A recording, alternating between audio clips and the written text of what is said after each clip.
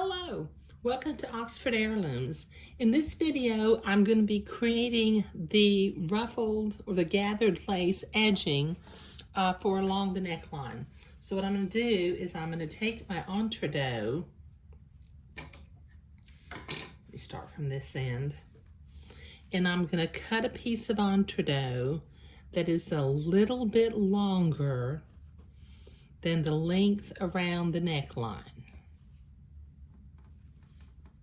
The reason I'm doing this is this particular garment is for a little boy who is 18 months old.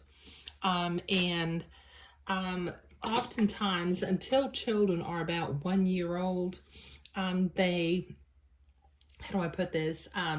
They don't have a lot of neck. And this particular kind of little gathered lace neckline looks really well, and the collar doesn't end up sitting wonky on the shirt because their chin is down in their collar. Okay, so I'm going to lay this out. Okay, now what I need is I need a piece of lace that's 1.5 times the length of this entredeaux. So I'm going to get one length, fold it in half, and then bring it over, and then cut my lace. If you might notice, I have changed my lace from what I originally planned to use in the materials list. I decided that that lace was a little bit more narrow than what I wanted.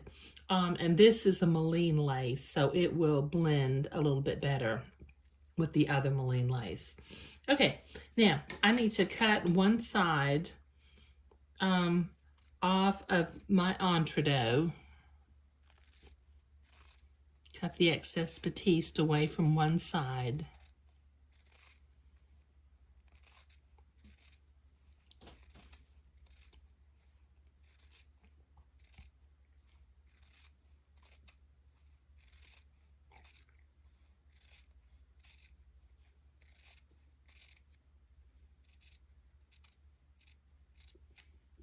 There we go.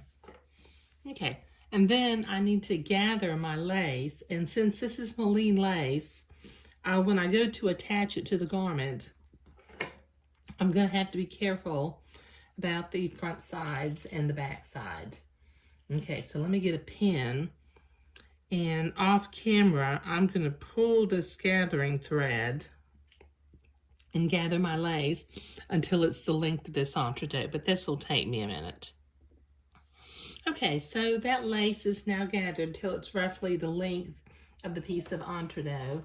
Now I'm going to set my machine back to a zigzag and the appropriate stitch length and stitch width for sewing entredeaux.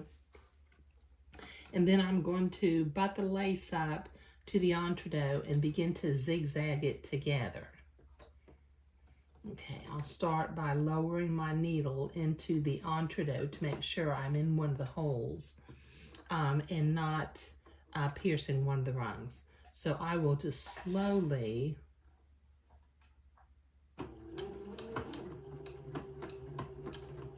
sew this gathered lace to the entredeaux. Okay, so this will take me a minute to get this done. Okay, so I've got that lace sewn onto the entredeaux. I need to curve as I go around the neckline. So with my embroidery scissors, about every 1/2 inch or so, I'm going to cut a little notch along the edge of the entredeaux, but this will take me a minute to do. Okay, so I've got that notched all along the entredeaux. Okay, I'm going to hang it over about 1/2 or 3/4 of an inch, and I'm going to begin to pin this to the neck hole opening. Now, I have been real careful to make sure that my back side of my Moline lace is facing up, so that way when the lace comes around, the back side of the lace will be toward the baby's neck and not facing outward. But this will take me a minute to get this all pinned. Okay, I've got this all pinned, and I'm going to switch my sewing machine back to a straight stitch, and I'm going to sew the entredot to the neck hole opening.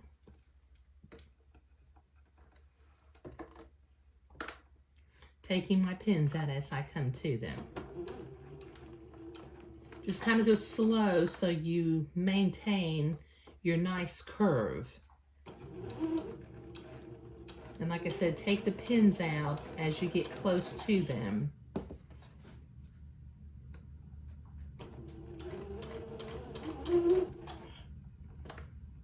Okay, this will take me a minute to get all the way around. Okay, so I've got that sewn onto the neck hole opening. I've got the entredot notched ever so often, but I need to go back now and notch the batiste of the shirt at each of those notches also. So this will take me a minute to get all of this notched all the way around the neck hole opening. Okay, I've got that notched all the way around.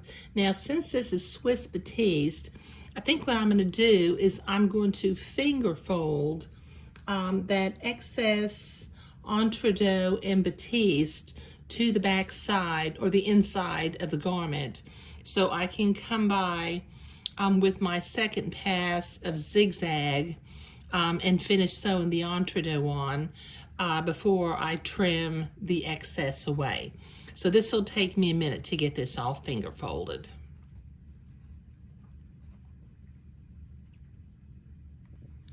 Okay, I've got that all finger folded down, so I'm going to set my machine to a zigzag again. The correct stitch length and width for sewing entredot.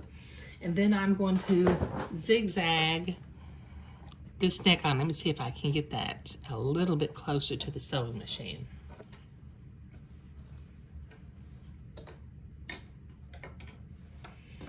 Okay, so I will just slowly zigzag along the neckline to hold that in place.